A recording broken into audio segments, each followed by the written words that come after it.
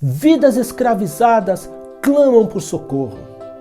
O mundo está caminhando a passos largos para o inferno. A porta larga mencionada por Jesus em Mateus capítulo 7, no versículo de número 13, cujo caminho é espaçoso, tem conduzido milhares de pessoas diariamente à perdição eterna. A quem enviarei? Te pergunta o Senhor em Isaías capítulo 6, versículo de número 8. E quem há de ir por nós? Porque a ardente expectação da criatura espera a manifestação dos filhos de Deus. Romanos capítulo 8, versículo 19.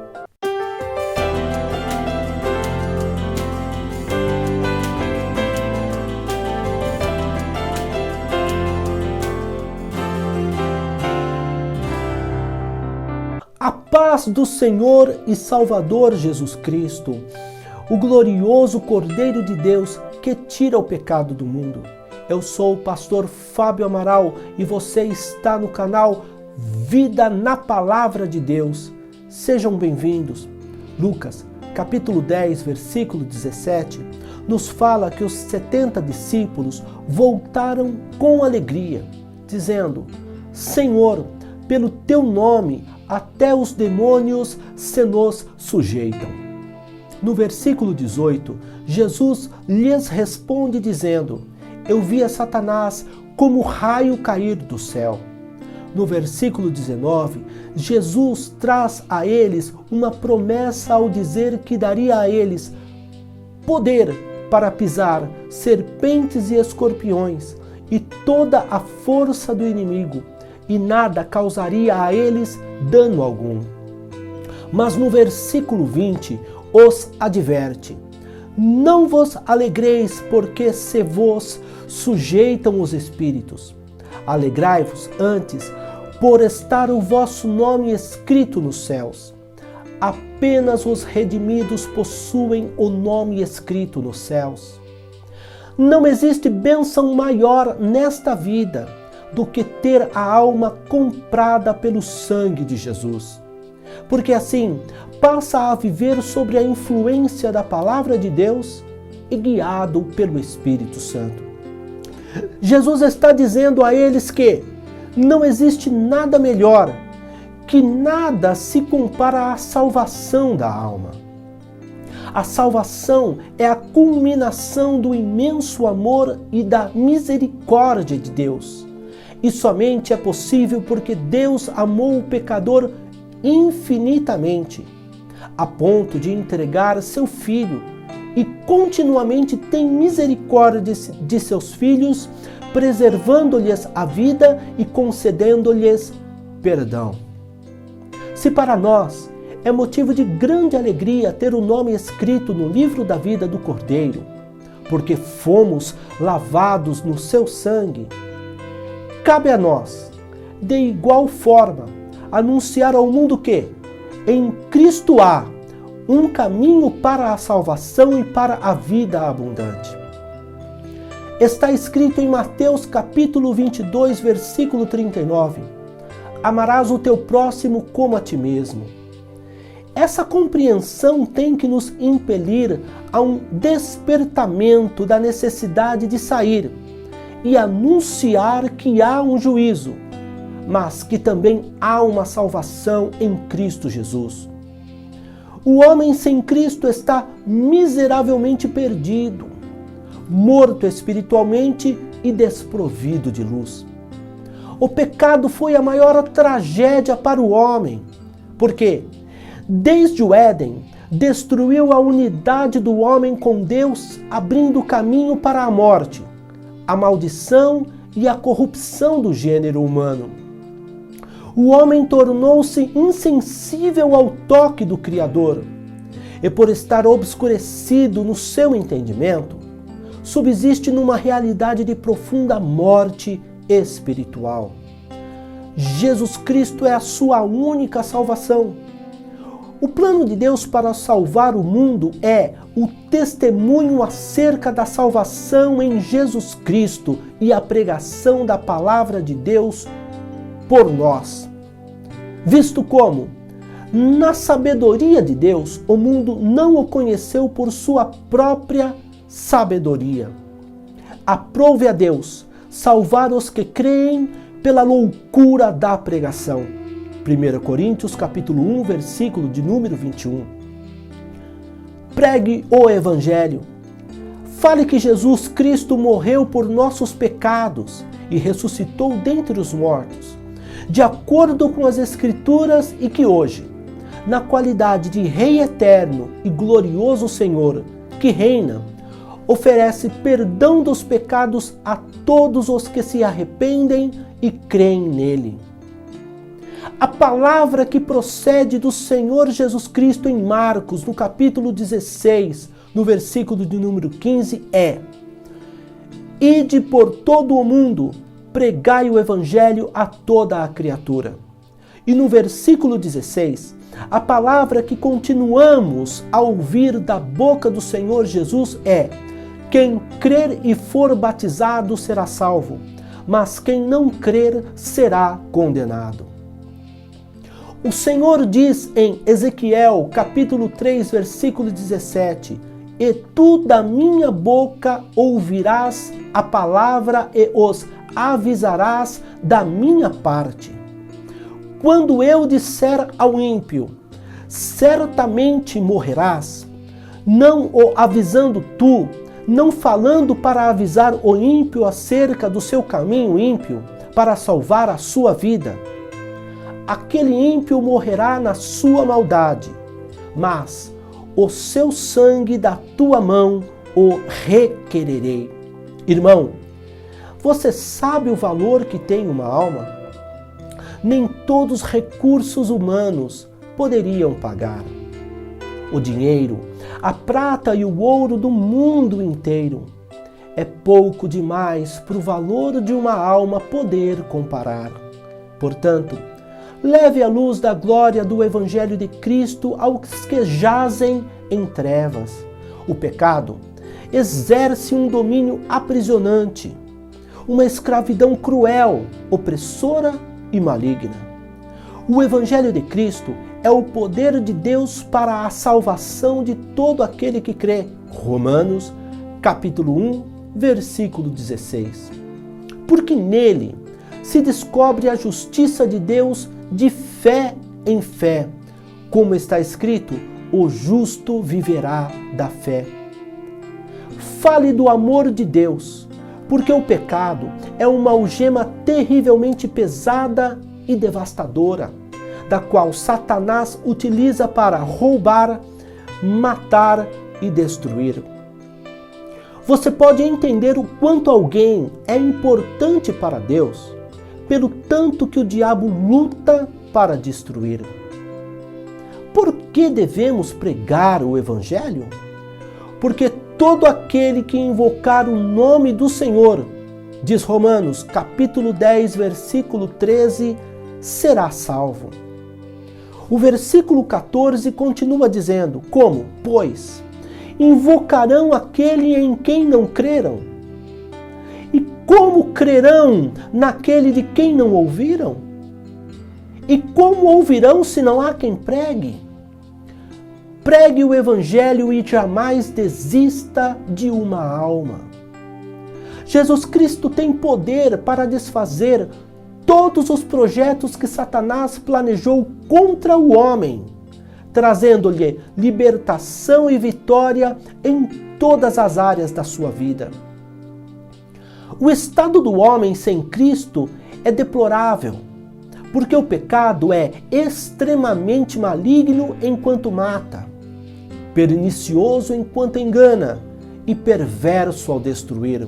Porém, Deus amou o mundo de tal maneira que deu seu Filho unigênito, para que todo aquele que nele crê não pereça, mas tenha a vida eterna. João capítulo 3, versículo 16. Se isto não for amor, o céu não é real. Não há estrelas no céu, as andorinhas não voam mais. Se isto não for amor, o oceano secou, tudo perde o valor, se isto não for amor. Deus é amor, mas a quem enviarei? E quem há de ir por nós? Nos pergunta aquele que nos libertou do império das trevas e nos transportou para o reino do Filho do seu amor. Colossenses capítulo 1, versículo 13. Por quê? Ainda que eu falasse as línguas dos homens e dos anjos e não tivesse amor, seria como o metal que soa ou como o sino que tine. 1 Coríntios capítulo 13, versículo 1. O versículo de número 2 continua dizendo: e ainda que tivesse o dom de profecia, e conhecesse todos os mistérios e toda a ciência, e ainda que tivesse toda a fé, de maneira tal que transportasse os montes, e não tivesse amor, nada seria. Amor por uma alma que necessita desesperadamente de salvação. Jesus Cristo sabia o valor de uma alma. Quando Jesus chega à província dos Gadarenos, o versículo 2 do capítulo 5 de Marcos diz que ao sair Jesus do barco, logo um homem, possuído de espírito imundo, veio dos túmulos ao encontro de Jesus.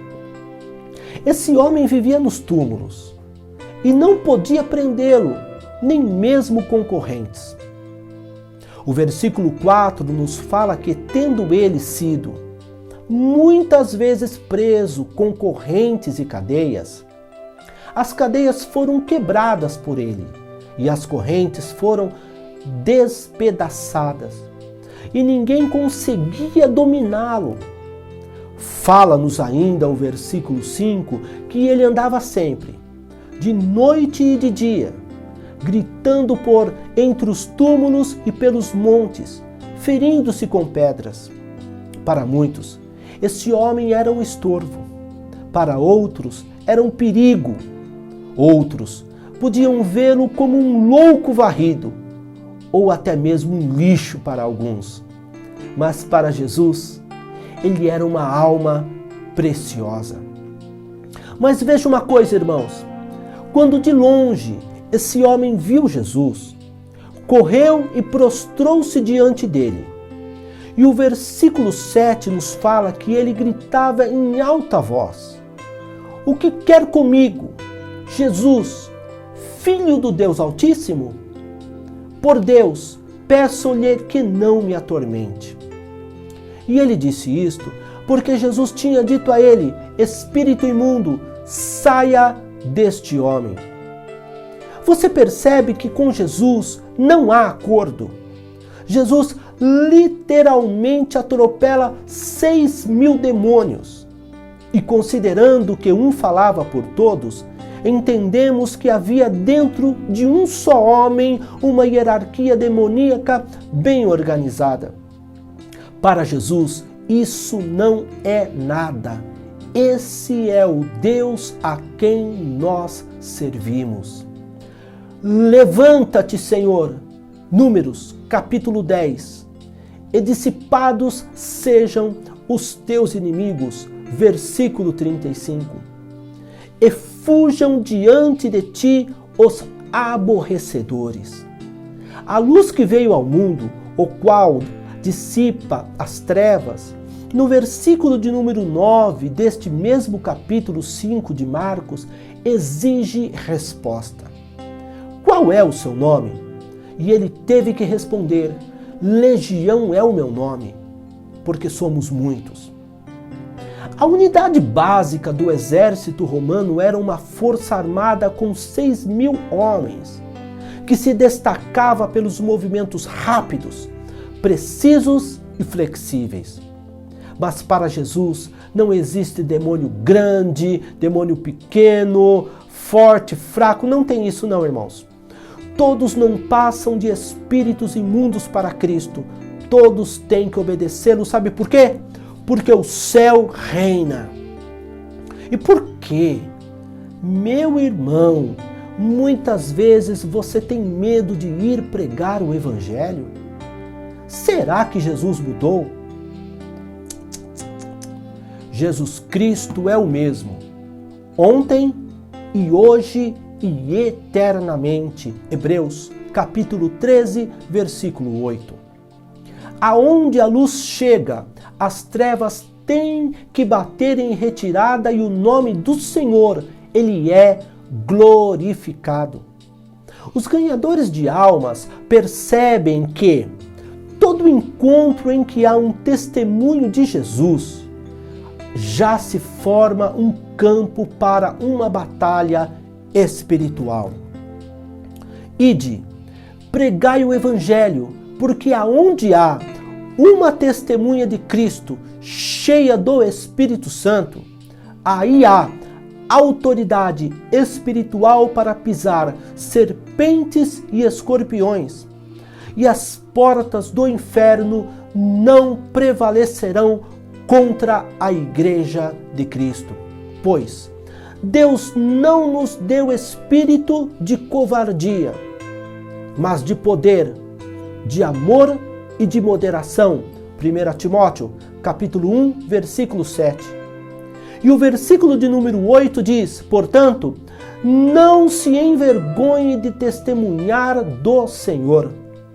Chega de medo, chega de procrastinação, não há mais tempo a perder. Levanta-te, tomai posição. Isaías capítulo 13, no versículo de número 4, diz, o Senhor dos exércitos passa em revista o exército de guerra. Eis-me aqui, é a resposta da igreja a seu amado dono, o Senhor dos exércitos, em socorro às almas que necessitam de libertação e contra o inferno. Porque não me envergonho do Evangelho de Cristo, pois é o poder de Deus para a salvação de todo aquele que crê. Romanos, capítulo 1, versículo 16. Fale de Jesus.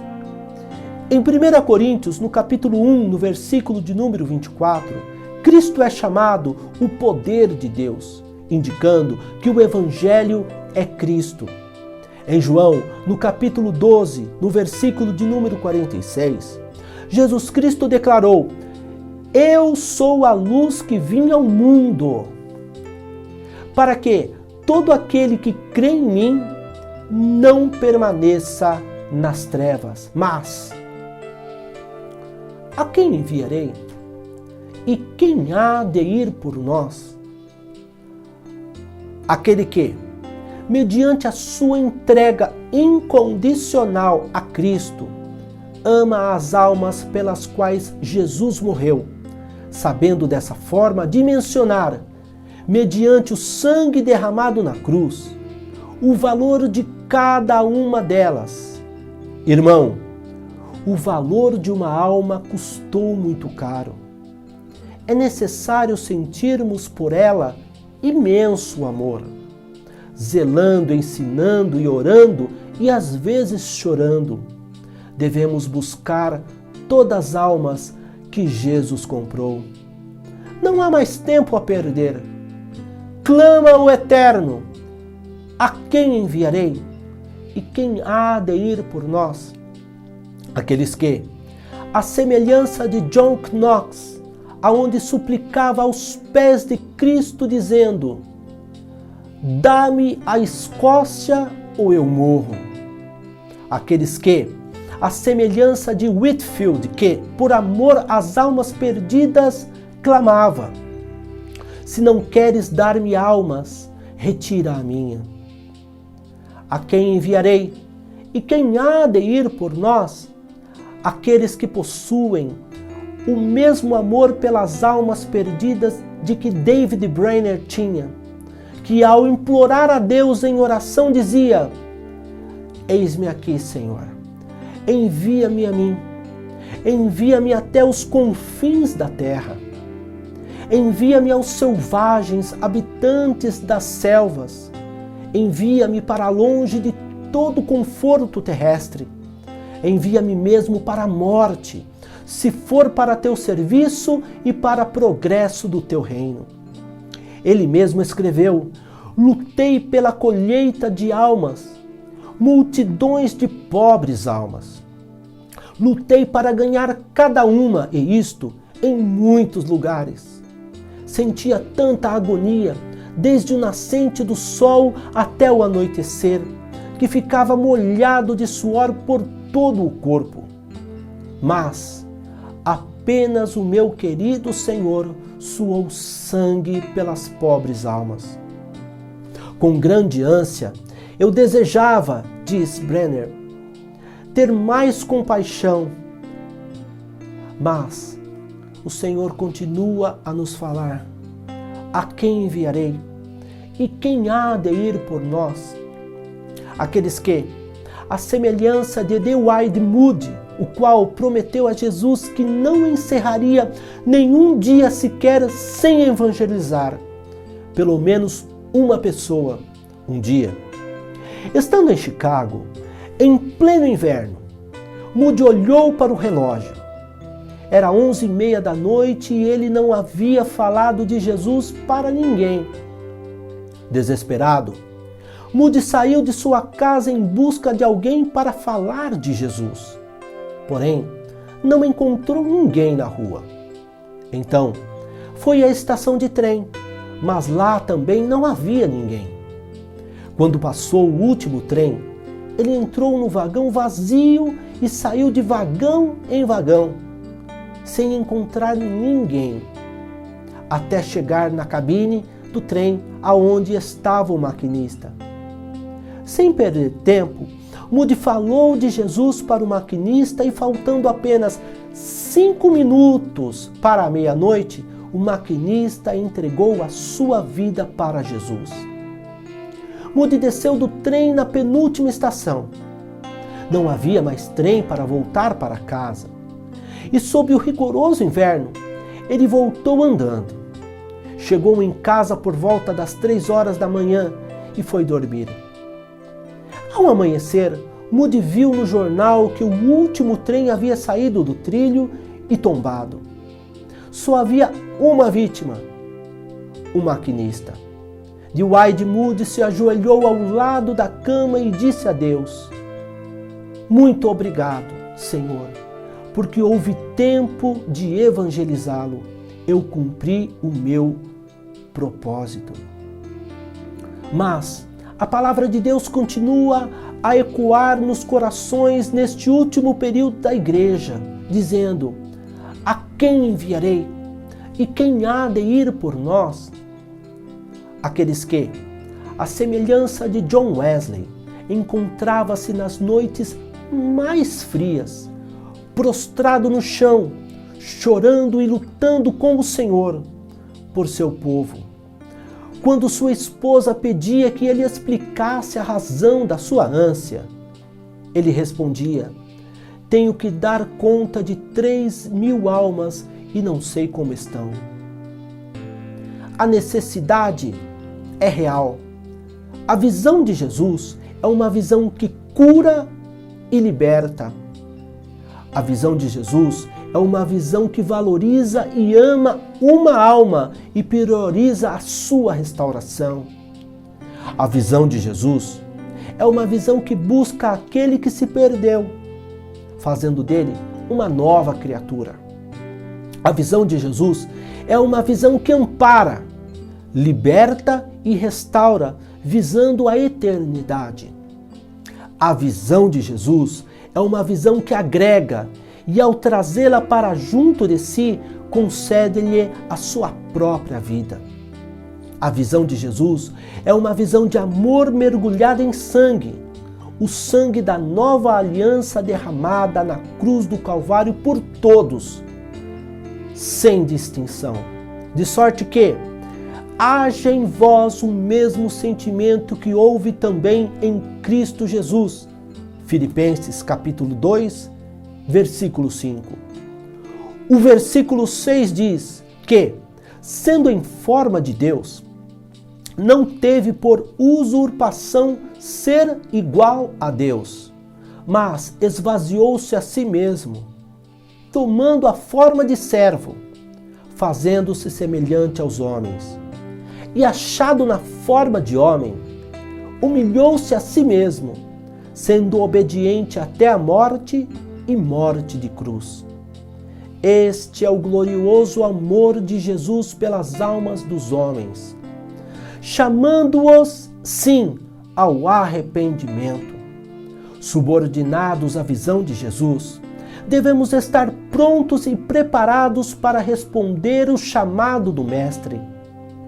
Deus olha dos céus e diz: preciso libertar um homem aprisionado pela luxúria.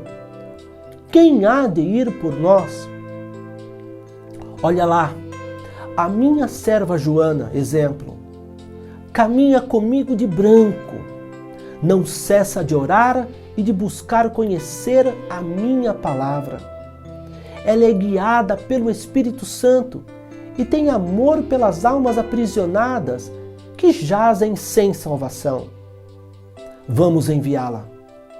Ela será a nossa representante e um instrumento nosso de libertação, cura e restauração, porque ela é a nossa boca. E o resultado não pode ser outro, porque assim será a palavra que sair da minha boca, diz o Senhor em Isaías, capítulo 55, versículo de número 11. Ela não voltará para mim vazia.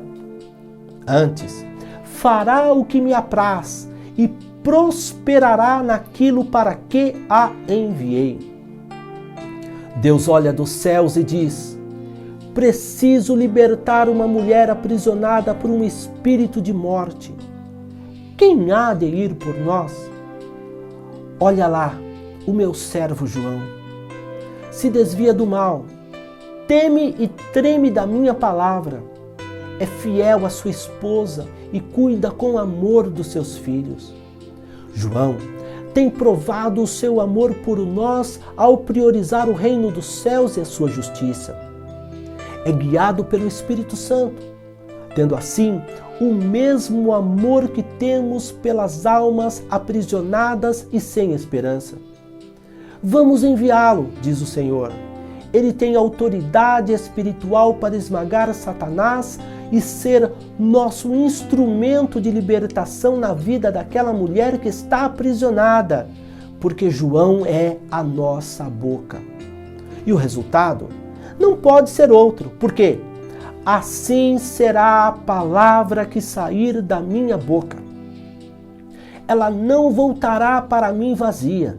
Antes, fará o que me apraz e prosperará naquilo para que a enviei. Você percebe que o verdadeiro chamado é um chamado à santidade. Deus quer te usar.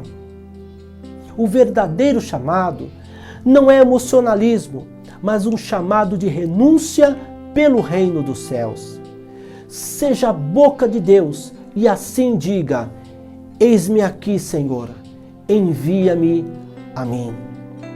Um hino canadense muito antigo intitulado O Chamado do Mestre diz: ouves Cristo te chamar, queres tudo mais deixar.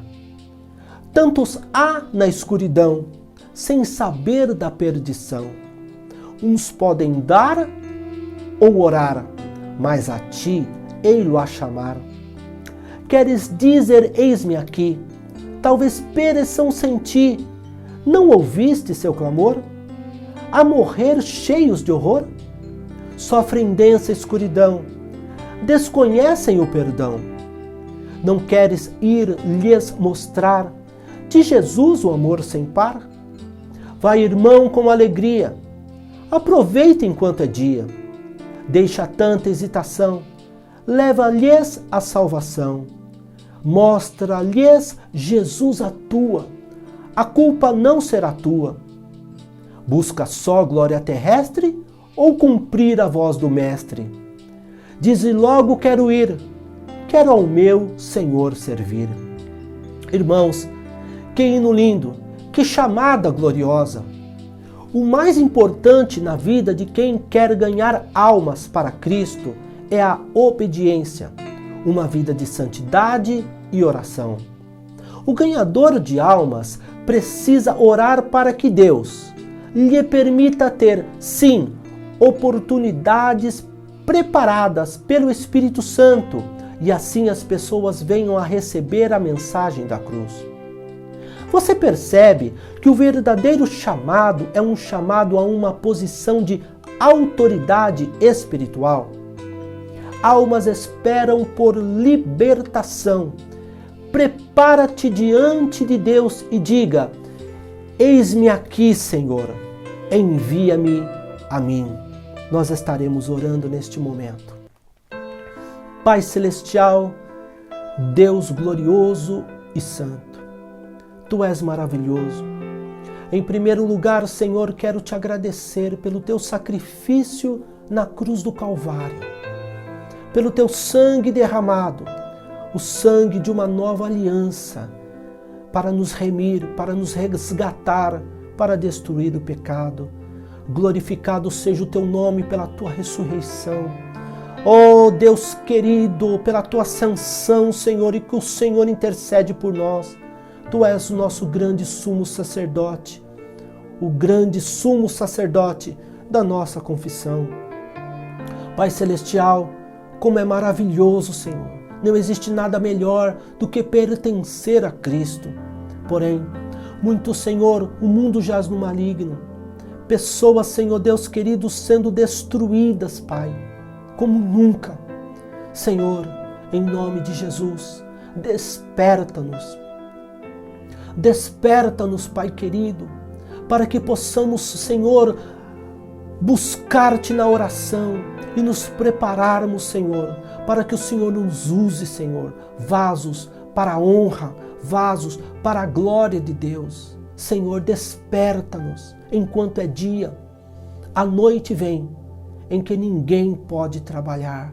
Desperta-nos, Pai. Senhor Deus querido, usa-nos como a Tua boca nesta último instante da Tua igreja, nesta terra, Senhor. Ó Deus querido, sim, nós falamos a Ti neste momento, nesta oração. Eis-me aqui, Senhor, envia-me a mim.